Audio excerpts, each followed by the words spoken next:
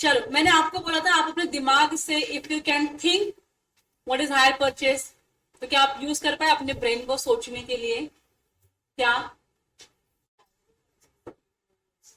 भाड़े पे परचेस किए हुए गुड्स, ओके। और अरे ऐसे क्यों हंस रहे हो? और किसी ने यूज किया अपना अपना ब्रेन हायर परचेस के लिए? नहीं? हाँ, क्रेडिट परचेस, बाप रे, कहां से लाते हो इतने बड़े बड़े वर्ड्स अकाउंट्स से? चलो मैं बताती हूँ तुमको generally what is hire purchase, ठीक है? व्हाट इज हायर परचेस उसका मैं आपको कॉन्सेप्ट बताऊंगी, एंड देन यू थिंक कि ये सेल से कैसे डिफरेंस होगा, ठीक है? मैं मैं एक बिजनेसमैन हूं। मैं कौन हूं? एक बिजनेसमैन हूं। मैनू में मुझे ना एक बहुत बड़ा प्लांट सेटअप करना है। मुझे क्या करना है? एक बहुत बड़ा प्लांट सेटअप करना है। प्लांट सेटअप करने के लिए मुझे क्या लगेगा? प्लांट एंड मशीनरी लगेगा। प्लांट एंड मशीनरी लगेगा जिसकी वैल्यू है, इसकी वैल्यू कितनी है? ₹50 करोड़। 50 करोड़ का प्लांट एंड मशीनरी मुझको परचेस करने का है अपना एक प्रॉपर प्रोजेक्ट या सेटअप करने के लिए, बिजनेस सेटअप करने के लिए। अब 50 करोड़ तुमको लगता है मेरे पास रहेगा? नहीं है। गलत फहमी है तुम लोगों की, नहीं है। तुमको लगता है मुझे 50 करोड़ मेरी बैंक फाइनेंस करेगी? 50 करोड़ तो नहीं करेगी, शायद कम करेगी, लेकिन इतना नहीं करेगी। तो मैं क्या करती हूँ? मैं सेलर के पास जाती हूँ। मैं कौन हो गई? मैं इधर बायर हो गई, मैं बिजनेसमैन बोली तो। जिसको मशीन चाहिए, जिसको बाय करना है वो बायर। तो मैं सेलर के पास गई और मैंने सेलर को बोला, सेलर सुनो ना, मेरे को 50 करोड़ वाली ये मशीन चाहिए। तो बोलता है दे देंगे, कोई दिक्कत नहीं है। लेकिन मैं बोला दिक्कत इसलिए इधर है सर कि मेरे पास पैसे नहीं है। बाकी आपको दिक्कत नहीं, वो अलग बात है, लेकिन मेरे पास पैसे नहीं है, वही दिक्कत है मेरी जिंदगी में। तो उन्होंने बोला अच्छा, बड़ा प्रॉब्लम है आपका। मैंने बोला हाँ बताओ क्या किया जा सकता है। तो बोला एक काम करो ना, बैंक से लोन ले लो। क्या फालतू सा आइडिया दे रहे हो? नहीं गई क्या मैं बैंक के पास लोन लेने के लिए? नहीं दिया उन्होंने लोन मेरे को पूरे वैल्यू का। मेरे पास नहीं है पैसे, इसके लिए तुम्हारे पास भीख मांगने के लिए बताओ, कुछ तो सोल्यूशन दो। तो उसने बोला एक काम करते हैं, अपन एचपी करते हैं। मैं मेरे बहुत सारे डीलर्स डीलर्स के साथ या बहुत सारे बायर के साथ मैं एचपी करता हूँ, आपके साथ भी एचपी कर लेता हूँ।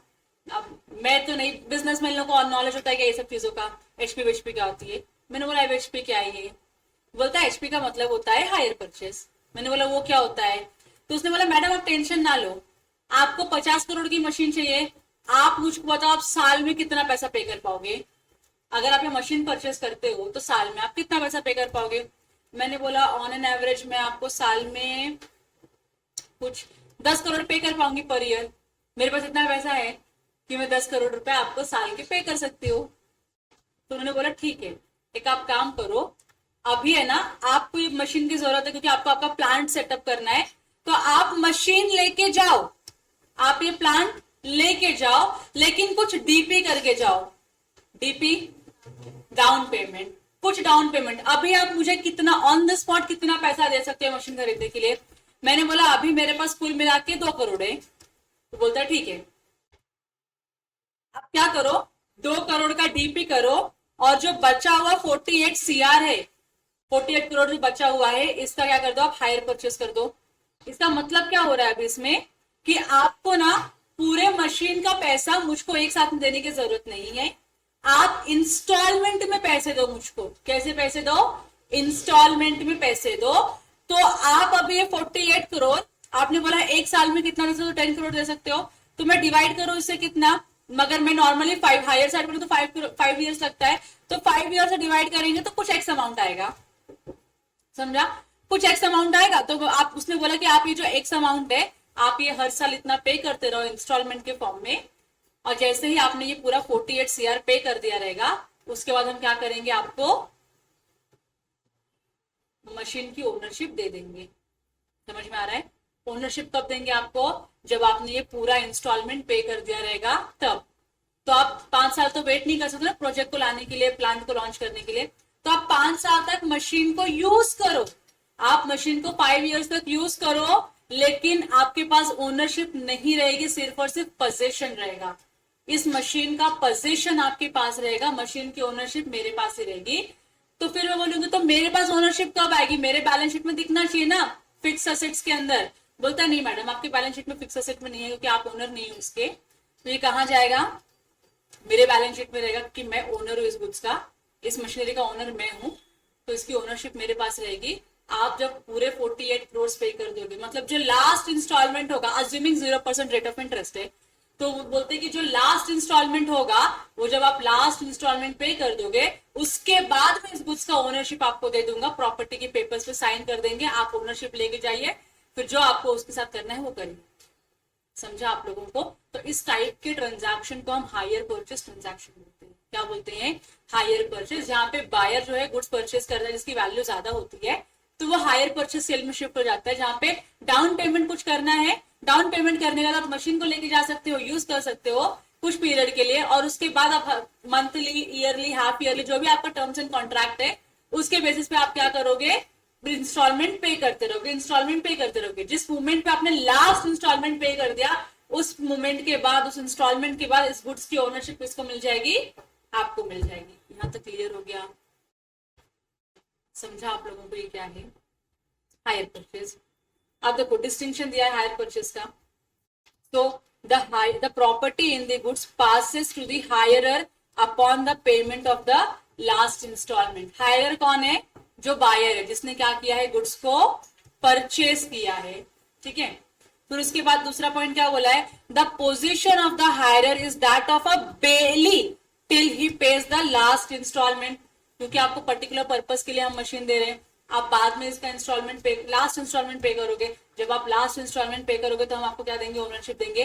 तब तक के लिए आप इस गुड्स के क्या हो, बेली हो, जिसके पास गुड्स का क्या है, पोजीशन है, और ओनरशिप किसके पास है, सेलर के पास है। टर्म्स क्लियर हो रहा है आप लोगों को? तीसरा, the hirer if may like so. Hirer मतलब कौन हुई, बायर और बेली। अगर इसको ठीक लगा तो ये कॉन्ट्रैक्ट ऑफ हायर परचेज क्या कर सकता है, टर्मिनेट कर सकता है। टर्मिनेट करना मतलब फिर से वही अपना कैंसिल कर सकता है। कैसे कैंसिल करेगा, गुड्स जो है वो रिटर्न कर दो उसके रियल ओनर को, बराबर। रियल ओनर को जब आप गुड्स रिटर्न कर दोगे तो आपका क्या हो गया, हायर परचेज का कॉन्ट्रैक्ट कैंसिल हो गया। ये कौन कर सकता है, हायरर कर सकता है। हायरर कौन है, जो गुड्स को बाय करने वाला है, जो बेली है इस कॉन्ट्रैक्ट का। समझ में आया आप लोगों को? Next, the owner takes no such risk for if the hirer fails to pay an installment, the owner has a right to take back the goods. अगर हायरर ने इंस्टॉलमेंट नहीं पे किया, 2 इंस्टॉलमेंट बैक टू बैक नहीं पे किया, क्या करेगा owner of the goods, seller क्या करेगा, गुड्स वापस ले लेगा उसे कस्टडी में से, दैट्स ऑल। उसके पास कोई रिस्क नहीं है, ओनरशिप गई नहीं तो रिस्क बिल्कुल नहीं है, तो गुड्स उसके पास, उसकी ओनरशिप में कभी भी जाके गुड्स लेके आ सकता है और किसी और को बेच सकता है, कोई दिक्कत नहीं है।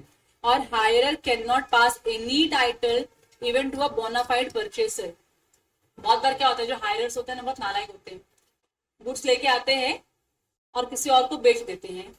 मुझको बताओ, जो हायरर का टाइटल है वही टाइटल उसको भी मिलेगा जिसका, जिसने गुड्स परचेज किया है। क्या वो ओनर बनेगा? नहीं बनेगा। क्यों नहीं बनेगा? क्योंकि हायरर ओनर है क्या? नहीं। हायरर क्या है, बेली है ना। तो जिसको हायरर ने गुड्स बेचा है वो भी क्या बनेगा, बेली बनेगा। जो हायरर के राइट्स है वही उसकी राइट्स है, जो हायरर की ड्यूटीज है वही उसकी ड्यूटीज है, उसको और कुछ एडिशनल बेनिफिट्स नहीं मिलेगा। समझा आप लोगों को? और लास्ट पॉइंट में क्या बोला है, hire purchaser can not sell unless he has paid all the instalment. आप वो गुड्स किसी को तो बेच ही नहीं सकते हो। अगर बेचना है तो क्या करना पड़ेगा, आपको पूरा का पूरा इंस्टॉलमेंट पे करना पड़ेगा, क्योंकि आपके पास ओनरशिप चाहिए गुड्स बेचने के लिए, और अगर आपके पास गुड्स बेचने के लिए ओनरशिप नहीं है तो आप गुड्स कैसे बेच सकते हो ना, बराबर कि नहीं।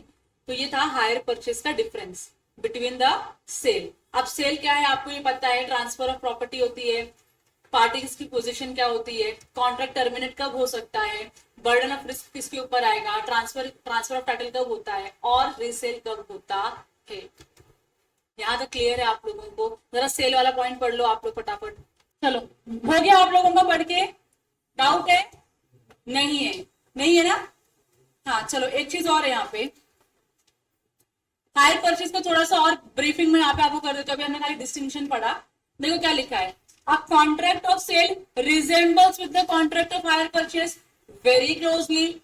ऐसे लगता है ना, हायर परचेज क्या मतलब सेल ही कर रहे हो ऐसा ही लग रहा है, लेकिन है क्या ऐसा? नहीं है। And indeed the real object of a contract of hire purchase is the sale of the goods ultimately. Hire purchase का अल्टीमेट ऑब्जेक्ट क्या है? सेल करना ही है। तभी तो उन्होंने तुमको हायर परचेज अग्रीमेंट के साथ क्या कराया है? गुड्स दिया हुआ है, ओनरशिप अपने पास रिटर्न करके रखा हुआ है, इस होप में कि जिस दिन आप लास्ट इंस्टॉलमेंट पे करोगे उस दिन आपको क्या मिल जाएगी? ओनरशिप। मतलब हायर परचेज हमेशा किस में कन्वर्ट हो जाता है? सेल में कन्वर्ट हो जाता है, बराबर कि नहीं? Hire purchase agreements are governed under the hire purchase act 1972। Hire purchase agreement का मतलब ही क्या है? The goods are let on hire. Goods को आपने क्या किया है? हायर पे दिया है। Under which the hirer has an option to purchase them in accordance with the terms of the agreement. समझ में आ रहा है? तो यहाँ पे आपने हायर को क्या दिया है? गुड्स लेट किया है, भाड़े पे दिया है, उधारी पे दिया है, और आगे जाके आप उसके पास, बायर के पास क्या है? तो ऑप्शन है गुड्स को परचेज करने का। समझ रहे क्या लिखा है इसमें? हाँ तो बोलो, कम से कम हाँ वाला एक्सप्रेशन तो रखो। एंड इंक्लूड्स, इसमें और क्या क्या इंक्लूड है देखो। possession of goods is delivered by the owner thereof to the person on a condition that such person pays an agreed amount in the periodical installment। possession किसके पास गया? हायरर के पास गया। किस कंडीशन पे गया? कि आप अग्रीड अमाउंट जो है पीरियडिकल इंस्टॉलमेंट में पे करते रहोगे, पहला। दूसरा, the property in the goods is to pass to such person on the payment of the last of such instalment. जो भी आपका लास्ट इंस्टॉलमेंट होगा, जब आप वो करोगे पे, उसके बाद क्या मिल जाएगा आपको? उस गुड्स का ओनरशिप मिल जाएगा। और तीसरा, such person has a right to terminate the agreement. कौन से सच पर्सन? सेलर की बायर? बायर। इधर हायरर की बात चल रही है।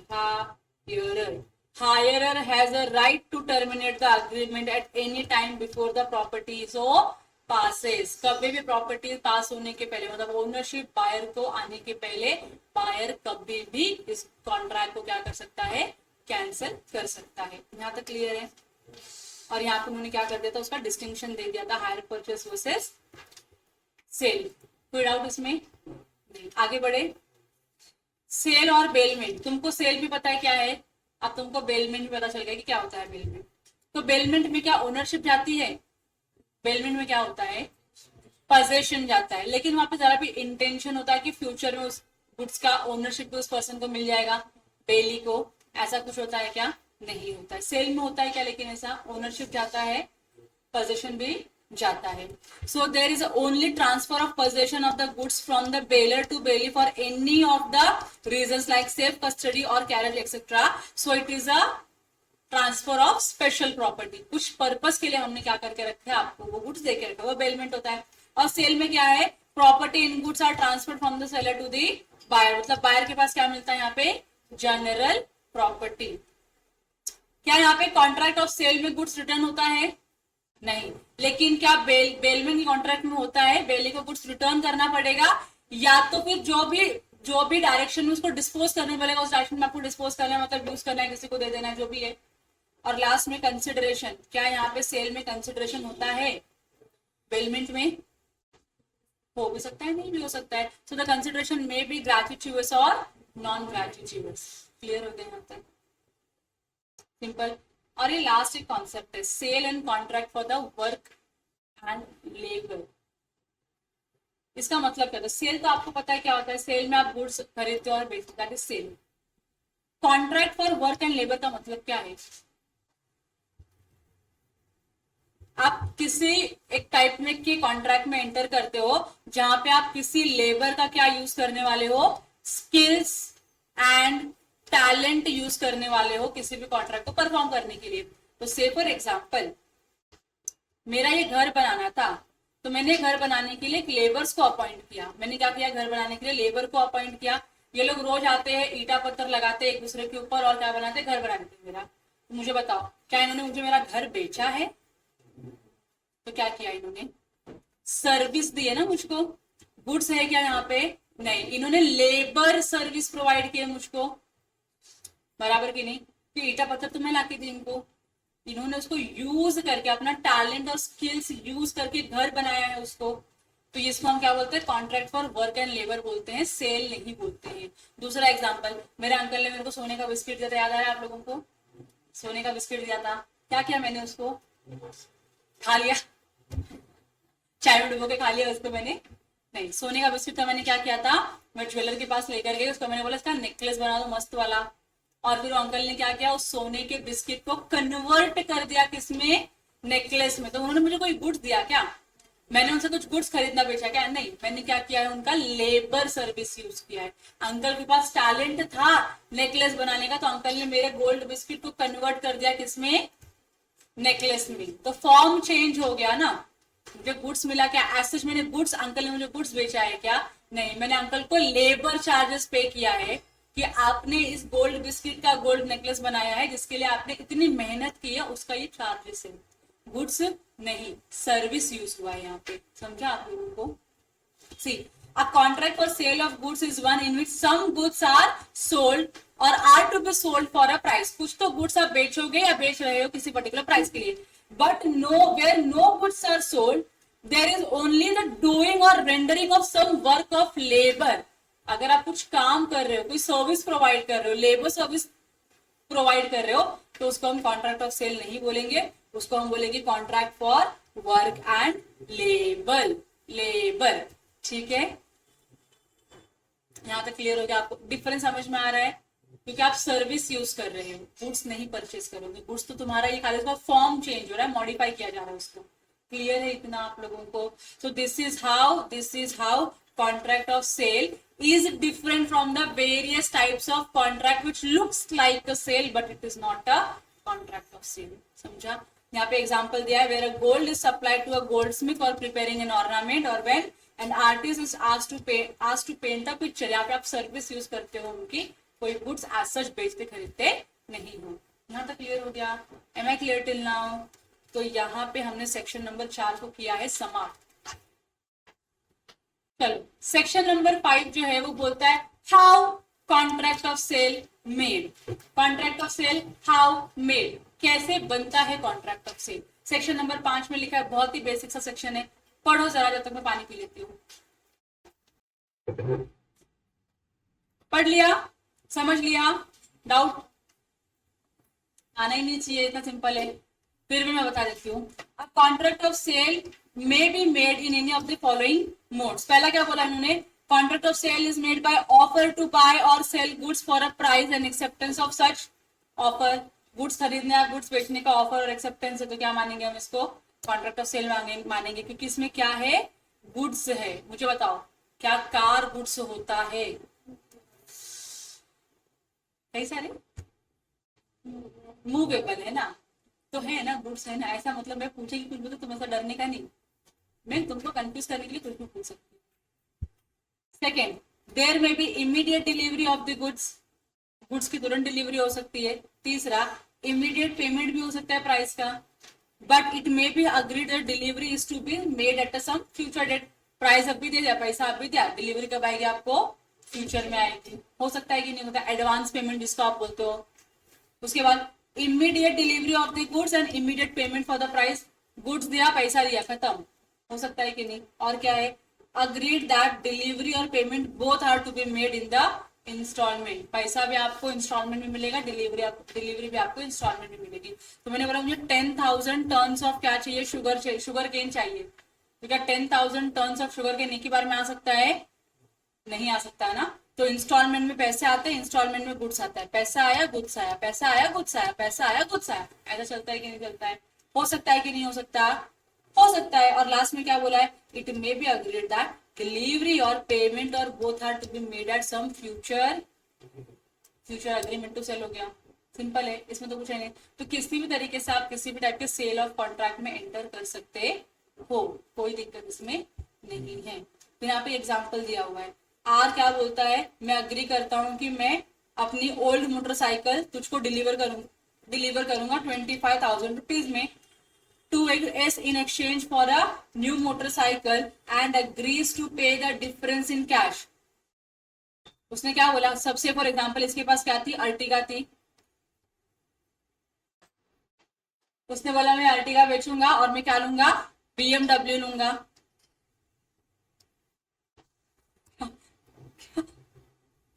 बनाया मैंने मर्सिडीज लूंगा, जाने दो BMW। उसने क्या उसने क्या बोला, ये मेरी अर्टिगा बेचता हूं मैं तुझको, अर्टिगा बेचूंगा मतलब ओल्ड गुड्स दिया, और उसके बदले में क्या लूंगा, नया गुड्स लूंगा, और जो भी डिफरेंस का अमाउंट आएगा वो मैं क्या करूंगा, पेमेंट कर दूंगा अलग से, उसका कैश कंसिडरेशन में आ जाएगा। तो क्या इसको गुड्स मान, क्या इसको हम कॉन्ट्रैक्ट ऑफ सेल मानेंगे? यस और नो? यस है तो जोर से बोलो से। ठीक है, यही है कॉन्ट्रैक्ट ऑफ सेल, ही है। मैंने बोला पार्टली इन कंसिडरेशन हो सकता है और पार्टली इन कैश कंसिडरेशन, दोनों ही चल सकता है, कोई दिक्कत नहीं। लेकिन 100% गुड्स चलेगा क्या? 100% नॉन कैश चलेगा क्या? नहीं चलेगा। फिर उसके बाद बात करते हैं सेक्शन नंबर 6 की, जिसमें क्या लिखा है, subject matter of a contract of sale. तो सब्जेक्ट मैटर सेक्शन नंबर 6 में लिखा है, it can be existing goods, can it be existing goods, can it be future goods, what is existing goods? हाँ, एग्जिस्टिंग गुड्स, हाँ exist करता है time of contract of sale. What is future goods? Future में acquire किया जाएगा, possess किया जाएगा, produce किया जाएगा, मैन्युफैक्चर किया जाएगा, तो उसको हम क्या बोलेंगे, फ्यूचर गुड्स, बराबर की नहीं। तो सेक्शन नंबर 6 बोलता है, the goods which form the subject matter of a contract of sale may be either existing goods that are acquired, owned or possessed by the seller, or the future goods, जो वो बाद में purchase करेगा। There may be a contract for the sale of goods, the acquisition of which by the seller depends upon the contingency which may or which may not happen, that is contingent goods की भी बात कर रहे हैं। तो जो आपका subject matter होता है वो 3 हो सकता है, 3 में से कोई एक हो सकता है। पहला एग्जिस्टिंग गुड्स, दूसरा, तीसरा कंटिंजेंट गुड्स। हो सकता है कि नहीं हो सकता? यस। अब यहाँ पे क्या लिखा है, एग्जाम्पल दिया है, a contract for the sale of certain cloth to be manufactured by certain mill is valid contract, such contracts are called as contingent contract. मुझे इस मिल का ये क्लोथ मिलेगा तो ही मैं क्या करेगा, मैन्युफैक्चर करेगा, वरना नहीं करेगा। तो यहाँ पे ये कंटिंजेंसी कि इस मिल का ये क्लोथ मिल भी सकता है, नहीं भी मिल सकता है, लेकिन ये कॉन्ट्रैक्ट वैलिड है। लेकिन जो इस कॉन्ट्रैक्ट में गुड्स की बात चल रही है, जो इस गुड्स की बात चल रही है वो क्या है, कंटिंजेंट गुड्स है। समझ में आया? That may or that may not be acquired by the seller after certain days. Clear हो गया? और थर्ड क्या बोला है, whereby contract of sale the seller purports to effect a present sale of a future goods, the contract operates as an agreement to sell the goods। Present में आपको बोलता है कि सर कॉन्ट्रैक्ट कर लो ना सर, क्या आप भी इतना टेंशन ले रहे हो, कर लो ना कॉन्ट्रैक्ट, अगले महीने आपको मैं गुड्स दिलवा देगा। तो प्रेजेंट में आप सेल कर रहे हो, फ्यूचर गुड्स का सेल करोगे, गुड्स तो फ्यूचर में अगले महीने आ ही जाएगा गुड्स। तो प्रेजेंट में अगर आप किसी फ्यूचर गुड्स के लिए कॉन्ट्रैक्ट ऑफ सेल करते हो तो उसको अग्रीमेंट ऑफ सेल बोला जाता है। मतलब नाम वही है, घुमा के, मतलब कान यहां से पकड़ो, चाहे कान यहां से पकड़ो, कान ही पकड़ना होता है, बराबर की नहीं? यही बोल रहे वो लोग। सेक्शन नंबर 6 क्लियर है आप लोगों को? मॉड्यूल में देख लोगे क्या लिखा हुआ है सेक्शन नंबर 6 में, सब्जेक्ट मैटर जो हमने पढ़ा है वही लिखा हुआ है, कि सारा कंटेंट कहां से हम चुराते हैं।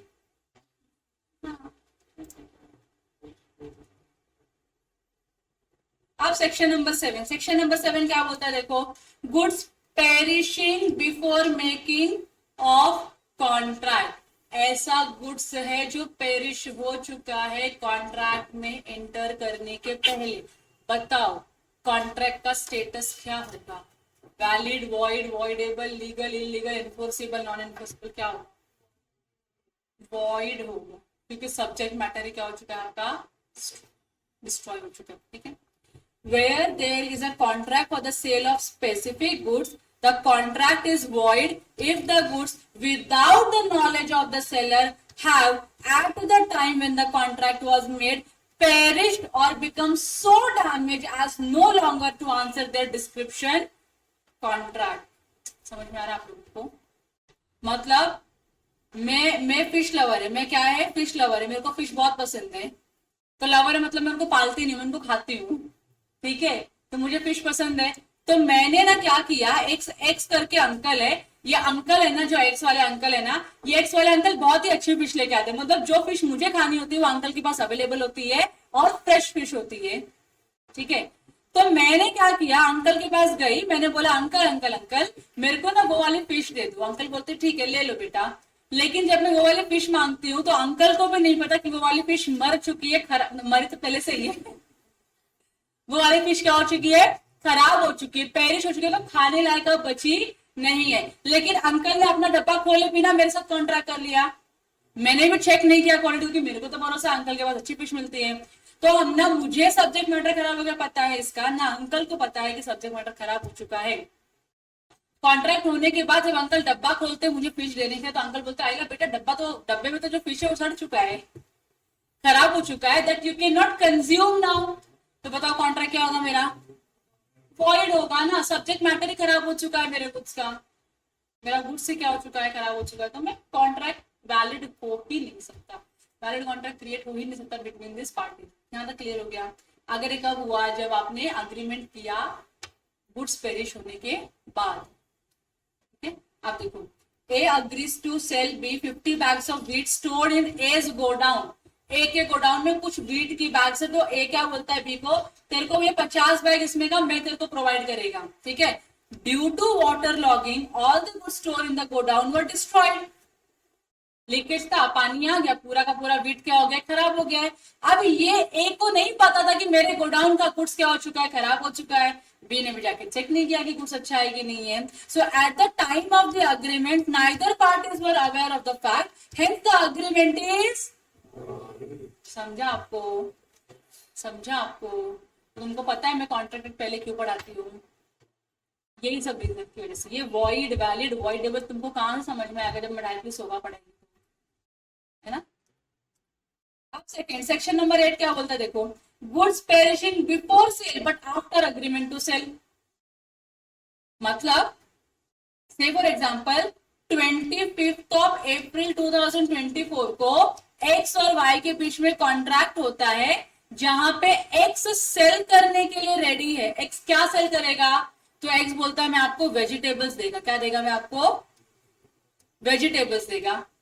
मैंने क्या लिखा वेजिटेबल्स की स्पेलिंग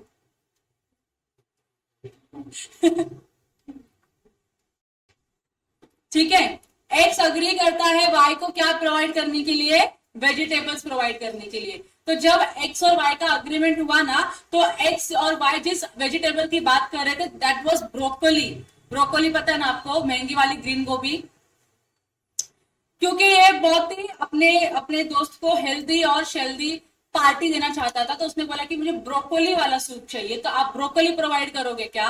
तो एक्स ने बोला यस मैं ब्रोकोली तुमको प्रोवाइड करेगा, मेरे को कोई दिक्कत नहीं है। ग्रीन गोभी, ब्रोकोली मतलब ग्रीन गोभी होती है सिंपल लैंग्वेज में। तो एक्स और वाई के बीच में कॉन्ट्रैक्ट हो गया, और जब ब्रोकोली खरीदने बेचने का कॉन्ट्रैक्ट चालू था उस टाइम पे ब्रोकोली एकदम अच्छी चमक रही थी, ऐसे ऐसे मतलब बैठी हुई थी चमचमाती हुई सी। हो सकता है कि नहीं हो सकता, हो सकता है। अच्छा ब्रोकोली था, फ्रेश ब्रोकोली था। लेकिन ये ब्रोकोली वाई को कब चाहिए था, तुरंत नहीं चाहिए था। उसने बोला मुझे कब चाहिए, 5 ऑफ मे 2024 को चाहिए, मतलब ऑलमोस्ट 10 दिन के बाद चाहिए था उसको। तो उसने क्या बोला, सर मेरी पार्टी 5 तारीख को है, 5 मई को है, तो आप क्या करो मेरे को ब्रोकोली 5 तारीख को प्रोवाइड करना। तो अंकल ने बोला ठीक है बेटा ब्रोकोली 5 तारीख को प्रोवाइड करेगा तेरे को मैं, बराबर की नहीं। अग्रीमेंट हो गया, अग्रीमेंट के टाइम पे क्या था, गुड्स प्रॉपर था, बराबर। अब अग्रीमेंट होने के बाद कॉन्ट्रैक्ट परफॉर्म होने के पहले एक बीच का डेट पकड़ती हूँ, मानो थर्ड नहीं 1 मई 2024 को जो ब्रोकोली हो क्या हो गई, मुरझा गई, मर गई, खराब हो गई, पेरिश हो गई ब्रोकोली। अब बताओ कॉन्ट्रैक्ट वैलिड है कि वॉइड है, वॉइड है। कॉन्ट्रैक्ट परफॉर्म होने के पहले आपका सब्जेक्ट मैटर क्या हो गया है, डिस्ट्रॉय हो चुका है, पेरिश हो चुका है। यहाँ तक क्लियर है आप लोगों को। अब बताओ अभी जो ब्रोकोली का प्राइस था टोटल मिला के, से फॉर एग्जाम्पल 10,000 रुपीज की ब्रोकोली परचेज करने का कॉन्ट्रैक्ट हुआ था बिटवीन एक्स एंड वाई। अब 10,000 का लॉस कौन बेयर करेगा, एक्स की वाई।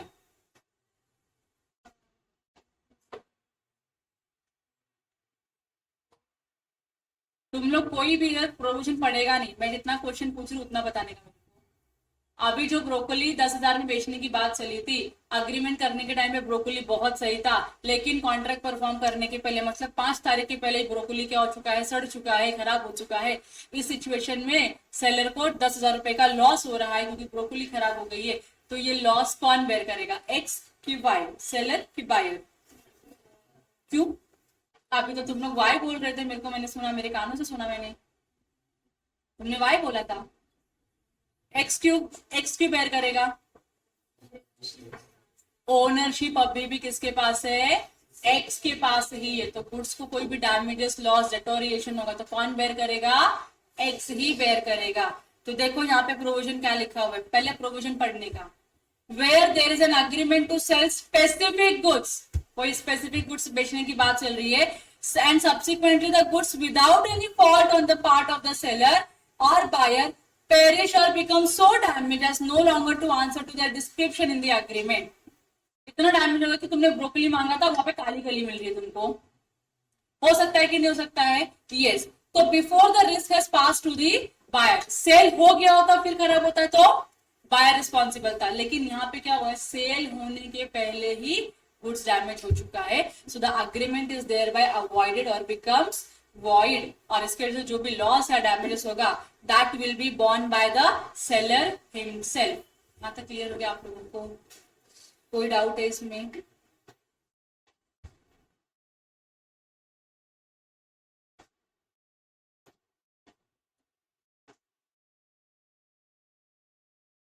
अब अगला कॉन्सेप्ट, छोटू सा कॉन्सेप्ट है, क्या बोलता है, perishing of future goods. Future goods perish हो रहा है, खराब हो रहा है। So if the future goods are specific, the destruction of such goods will amount to supervening impossibility and the contract becomes void। क्योंकि हमने बात, अग्रीमेंट तो आज कर लिया कि हम कॉन्ट्रैक्ट में डंपिंग करने वाले, लेकिन अगर आप किसी फ्यूचर गुड्स की बात करते हो, फ्यूचर गुड्स अगर आपका पेरिश होता है तो अभी आपको फ्यूचर में भी गुड्स बेच पाओगे क्या, कॉन्ट्रैक्ट कर पाओगे क्या, नहीं कर पाओगे। तो इसको हम सुपर वेनिंग इम्पॉसिबिलिटी बोलते हैं। और जब सुपर वेनिंग इम्पॉसिबिलिटी या सब्सिक्वेंट इम्पॉसिबिलिटी अराइज होती है तो आपका अग्रीमेंट या कॉन्ट्रैक्ट क्या हो जाता है, वॉइड हो जाता है। यहाँ तक क्लियर है? इतना ओके है? ओके। तो हम लोगों ने सेक्शन नंबर 1 से लेके सेक्शन नंबर 8 तक पढ़ लिया है। सेक्शन नंबर 9 और 10 है about the ascertainment of price, that we will discuss after a break of 10 minutes. ठीक है? अरे यूनिट 1 खत्म हो रहा है, shit shit shit shit shit shit shit, 2 ही सेक्शन है, यूनिट नंबर 1 खत्म हो जाएगा। 5 मिनट का ब्रेक यार, प्लीज 5 मिनट का ब्रेक खाली, 5 मिनट ले हट डाउन करो, मैं तुमको ये सेक्शन 9 और 10 पढ़ा देगी, उसके बाद ब्रेक ले लो 10 मिनट का। बच्चों अरे उठ जाओ, ये यूनिट खत्म करने दो मेरे को, उसके बाद ले लो ब्रेक 10 मिनट का, सोने का, सिर्फ सोने का, exclusive break for sleeping, nothing else. तुमको समझ रहे हैं आदित्य हम क्या पढ़ रहे हैं? प्रणाली, ऋतुजा, संचिता, सुप्रिया, श्रावणी, स्वरा, एस वाले तो ज्यादा लोग नहीं क्लासरूम में। अरे नाम तेरा पता है, समझ रहा है कि क्या पढ़ रहा है? समझ रहा है ना? यूनिट खत्म करने दो मेरे को, ये वाला यूनिट नंबर 1 समाप्त होगा इधर। फिर देखो अगला, अच्छा इसका एग्जांपल बताओ, पेरिशिंग ऑफ फ्यूचर गुड्स का। यहाँ पे यूनिट में लिखा हुआ है, यूनिट नंबर में अपने जो यूनिट स्टडी मैट है उसमें लिखा हुआ है, ए अग्री करता है बी को कि वो 100 टन्स ऑफ टमाटोज जो अपने लैंड में ग्रो करेगा वो बेचेगा अगले साल। तो फ्यूचर गुड्स की बात चल रही है कि अगले साल बेचेगा, ग्रो करेगा, लेकिन क्रॉप आया ही नहीं due to some disease in the plants. कुछ प्रॉब्लम हो गया, डिजीज हो गई, इसके लिए प्लांट्स में क्या नहीं है, प्लांट्स में टोमेटोज लगे ही नहीं। इसके लिए वो खाली कितना डिलीवर कर पाया, 80 tons of tomatoes he deliver कर पाया। It was held that A was not liable to perform, the contract became impossible due to the supervening impossibility। बाकी जो 20 टन्स ऑफ टोमेटोज जो खराब हो चुके थे वो नहीं परफॉर्म कर पाएगा। उसको क्यों नहीं परफॉर्म करने की जरूरत भी नहीं, क्योंकि वहां पे क्या आ चुकी है, सुपरवेनिंग और सब्सिक्वेंट इम्पॉसिबिलिटी अराइज हो चुकी है। तो उतना पार्ट आपको परफॉर्म करने की जरूरत नहीं है, उतना पार्ट वॉइड हो गया, बाकी सारे वैलिड पार्ट है। क्लियर है? अब सेक्शन नंबर 9 और सेक्शन नंबर 10 बात करते हैं असर्टेनमेंट ऑफ प्राइस की। प्राइस कैसे असर्टेन करोगे किसी भी गुड्स का, प्राइस कैसे निकालोगे, डिफाइन कैसे करोगे प्राइस, उसकी बात चल रही है। सो प्राइस का मतलब क्या होता है, monetary consideration for the sale of goods, पढ़ा हम लोगों ने ऊपर।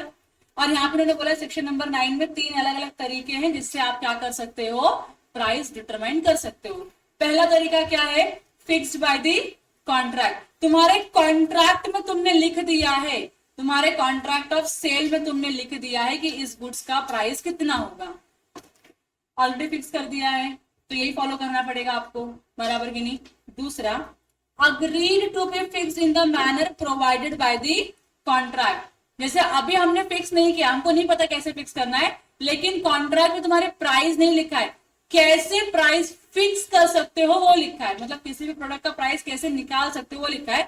तो एग्जांपल में दिया बाय वैल्यूअर, तो तुम्हारे अग्रीमेंट में ये नहीं लिखा है कि एक्स गुड का प्राइस 1000 रुपया होगा, अग्रीमेंट में क्या लिखा है कि एक्स गुड का प्राइस वो होगा जो वैल्यूअर तुमको प्रोवाइड करेगा उस टाइम पे। वैल्यूअर मतलब वो पर्सन होता है जो किसी भी गुड्स को लेता है, एनालाइज करता है और सोचता है कि इसका प्राइस क्या होना चाहिए, साइंटिफिक कैलकुलेशन करता है और फिर बताता है कि हाँ इस गुड्स का ये प्राइस होना चाहिए।